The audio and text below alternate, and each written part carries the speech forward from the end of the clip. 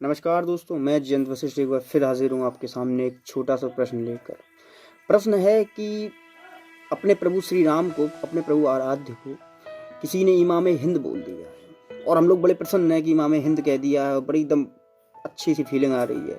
लेकिन क्या तुम लोगों को पता है कि इमाम क्या होता है? इमाम क्या होते हैं? किसी को पता है? नहीं पता। मैं बताता हूँ इमाम क्या होता है। 6000 वर्ष पूर्व इस्लाम और ईसाइयत के अनुसार मनुष्य कृति आई। सुनते हैं कि इन लोगों के इतने दिन में 1,24,000 नबी पैदा हुए। इनका आखिरी नबी जो था वो मोहम्मद था। तो वो कब पैदा हुआ? 1400 वर्ष पूर्व। तो 6000 में से 1400 माइनस करते हैं, बचते हैं 4600। 46 में 365 का गुणा करते हैं और 1,24,000 से भाग देते हैं तो बचते हैं 13.5 दिन। तो अनुमान लगाइएगा 13.5 दिन में एक नबी पैदा हुआ। नबी का मतलब होता है जो का किया ईश्वर का संदेश वाहक हो इनके अनुसार। तो प्रभु श्री राम संदेश वाहक नहीं रहे, वो एकमात्र इमाम हिंद बनकर रह गए। उनको इमाम हिंद से नवाजा। हिंदुओं की सबसे बड़ी विडंबना यही है कि हम लोग अपना ग्रंथ नहीं पढ़ते हैं और उनको बड़ा अच्छा लगता है कि कोई कहीं से बाहर से आके उनको, उनके आराध्य को, उनके प्रभु को कोई ऐसा उल्टा सीधा नाम दे दे और वो बड़ी एकदम प्रसन्न हो जाते हैं। किसी भी सबसे उनको नवाज दिया जाए। आज उनको इमाम हिंद नवाज दिया गया तो हिंदू बड़ा प्रसन्न है। इमाम क्या होता है? इमाम एक सड़ा गला बदबूदार इंसान जो 7-7 दिन नहीं नहाता है, जो 7-7 दिन नहीं नहाता है और उसके तहमत में पसीने की बदबू और शरीर से पसीने की बदबू छुपाने के लिए वो एक तीक्ष्ण इत्र का उपयोग करता है। और जो अपने मदरसे में लौंडियाबाजी करता है और जो मदरसे में अपने मदरसे के लड़के लड़कियों को सिखाता है कि कैसे इस राष्ट्र को मुस्लिम राष्ट्र बनाएं। तुमको यह राष्ट्र मुस्लिम राष्ट्र बनाना है, उसको इमाम कहते हैं। एक मंच है मुस्लिम राष्ट्रीय मंच, वो कभी भी अपने नाम के आगे, जो अपने नाम के आगे राष्ट्रीय ना लगा सके, उसको राष्ट्र की आस्था के प्रति कितना लगा होगा।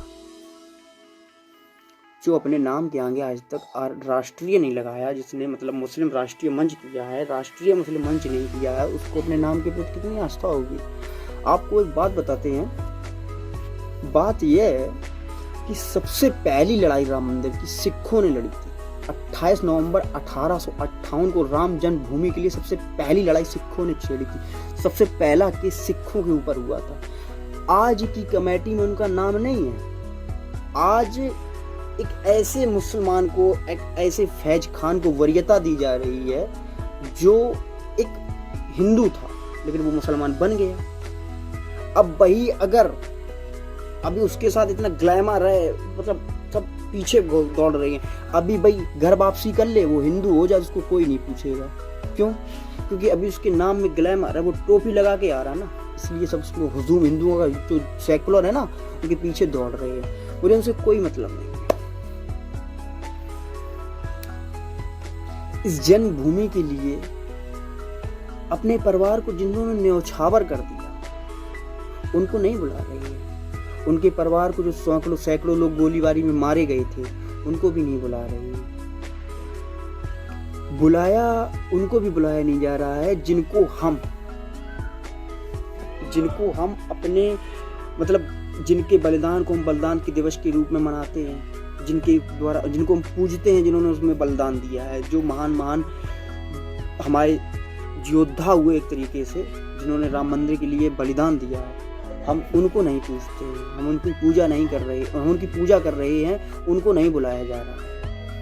मुस्लिम राष्ट्रीय मंच का इतिहास रहा है कि आप अगर कभी भी ये बोल दो कि इस्लाम क्या है, इस्लाम के बारे में कुछ बता दो, इस्लाम के बारे में वर्णन कर दो, वो हाल केस कर देते हैं बिना सोचे समझे हिंदुओं के ऊपर केस। बस आप इस्लाम के ऊपर बोल दीजिएगा, केस हो जाएगा आपके ऊपर। अब मुस्लिम राष्ट्रीय मंच को पता क्या दिखाई दे रहा है? राम मंदिर केस तो जीते ही गए हैं। अब जब केस जीत गए हैं तो एक कुछ नाम बरी कर लें, अपनी हम नाम बना लें हम अपना। तो ये नाम बनाने के लिए ये इनका तरीका है, ये टैक्टिस है इनकी। कभी भी किसी भी मुस्लिम राष्ट्रीय मंच या किसी भी मुस्लिम ने राम मंदिर के लिए आंदोलन किया? किसी भी मुस्लिम ने कभी भी लव जिहाद को लेकर का किया, विरोध किया? किसी भी मुस्लिम ने कभी भी जो ये रेप होते हैं इनके लिए कभी आंदोलन किया? किसी भी मुस्लिम ने कभी भी राम मंदिर की केस की पैरवी की है? लेकिन हाँ, कुछ हिंदू हैं जिन्होंने ये किया है। बाबरी की मस्जिद को लेकर काफी हिंदू ने उनके केस की पैरवी की है, काफी हिंदू वकीलों ने, लेकिन मुसलमानों ने ऐसा नहीं किया है। मैं आप लोगों को एक बात बता दूं, ये जो मिट्टी फैज खान लेके आ रहा ना, यह मिट्टी हिंदू राष्ट्र की कब्र पे डाली जा रही है। मुस्लिम जो राष्ट्रीय मंच है वह अपने लोगों को एकत्र कर रहा है इस राष्ट्र को मुस्लिम राष्ट्र बनाने के लिए, और ये जो मिट्टी डाली जा रही ना, लेके आ रहा है, वो हिंदू राष्ट्र की कब्र पे डाली जाएगी। यह मिट्टी हिंदुओं की आस्था पर गिरने वाली है, यह उन सेकुलर हिंदुओं पर भी गिरने वाली है जिन्होंने आज दिन तक इतिहास नहीं पढ़ा है।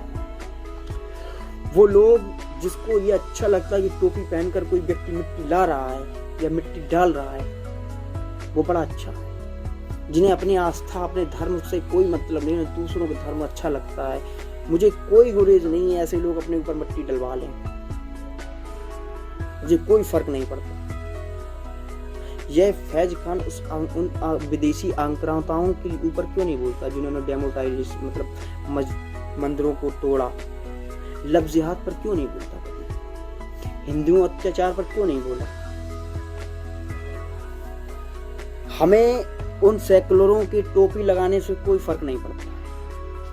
तो टोपी लगाओ, अपने ऊपर मट्टी डलवाओ, कुछ भी करो, फर्क पड़ता है यह हमारी आस्था के ऊपर ठेस है। जिसने जिस योद्धा ने बलिदान दिया उनको नहीं पूछा जा रहा है, और अपने श्री राम जी को इमाम बोला जा रहा है, बताया जा रहा है, और इमाम शब्द देकर अपमानित किया जा रहा है। यह जो शब्द इनके नबी है ना, हर दूसरी तीसरी लड़की के साथ इश्क करते हैं, उनसे तुलना कर रहे हैं। इमाम शब्द का अर्थ आपको पता है? जो इस्लाम को आगे बढ़ाए और बच्चों को पढ़ाए और बताए कि क्या इस्लाम होता है। भला अपने प्रभु श्री राम एक इमाम कैसे हो सकते हैं? क्या कभी आपने प्रभु श्री राम को इस्लाम पढ़ाते देखा है? क्या आपने कभी प्रभु श्री राम को इस्लाम के बारे में बताते देखा है? क्या आपने कभी श्री राम को किसी मदरसे में पढ़ाते देखा है? क्या आपने कभी प्रभु श्री राम को 7-7 दिन न नहाते देखा हो, बदबूदार तहमत लगाते देखा हो और एकदम गंदी तरीके से घूमते देखा है? क्या आपने? क्या कभी आपने प्रभु श्री राम को 8-8 बीबियां रखते देखा है? क्या आपने कभी प्रभु श्री राम को 15-20 बच्चे करते हुए देखा है? क्या आपने कभी भी श्री राम को दाढ़ी बड़ी करके, मूछें कम करके, टोपी लगाते हुए देखा है? क्या आपने कभी श्री राम को अजान देते हुए देखा है? तो आपने कैसे कह दिया कि प्रभु श्री राम इमाम हिंद हैं? इस तकिए को समझो, क्योंकि इस भाईचारे में भाई तो आप हैं उनके, इस भाईचारे में भाई तो आप हैं उनके, लेकिन आप उनके लिए बस चारा ही हैं। इस बात को समझो जो है कि अगर हमारी बात से किसी को ठेस पहुंची हो तो माफ़ी चाहते हैं, बल्कि बात सच्चाई यही है। जय हिंद, जय श्री राम।